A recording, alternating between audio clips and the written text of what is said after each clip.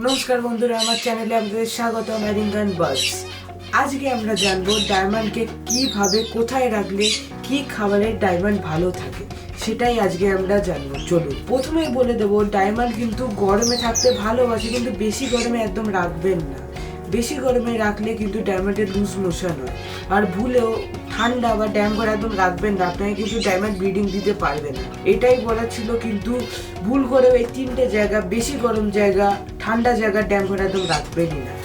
আর আপনি ডায়মন্ডকে ডিওয়ার্মিং করিয়ে নিন। ডিওয়ার্মিং করিয়ে নিলে এগে ব্লাড আসে, স্টমাকও ভালো থাকে, ডিম থেকে বাচ্চা ভালোই ফুটে বেরিয়ে আসে, এবার কোনো প্রবলেম হয় না।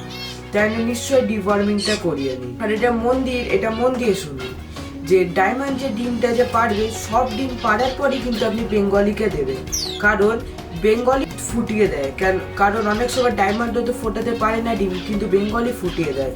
মানে সঙ্গে সঙ্গে যে ডায়মন্ড ডিমটা দিলে সঙ্গে সঙ্গে যে আপনি বেঙ্গলিকে দিয়ে দিলেন, এটা কিন্তু ভুলেও করবেন না। আগে দুদিন দাঁড়িয়ে দেখলেন ডায়মন্ড সব ডিম পেয়ে নিল, তখন আপনি এক পেয়ার বেঙ্গলিকে দিলেন, আবার ডিম পারলো, আবার এক পেয়ার বেঙ্গলিকে দিলেন, এরকম করে দেবেন কিন্তু। আর ভিটামিন ভিটামিন কিন্তু A to Z, এটা নিশ্চয়ই দেবেন। এটা দিলে পাখি কিন্তু খুব ভালো ভিটামিন পায়। এটা অনেক কার্যকর আর উপকারিতা ডায়মন্ডের জন্য। আর এটা ভালো পাখি ক্যালসিয়াম আপনার নিশ্চয়ই কিনবেন, কারণ এইটা পাখিকে দিলে পাখি খুব ভালো থাকে, তন্দুরুস্ত থাকে হাড়ের দিক দিয়ে।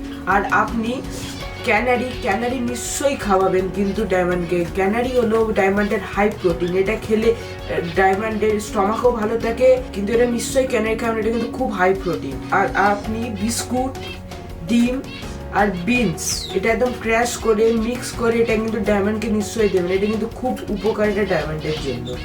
এই ভিডিওটা ভালো লাগলে একটু লাইক করো, সাবস্ক্রাইব করো, শেয়ার করো। Thank you.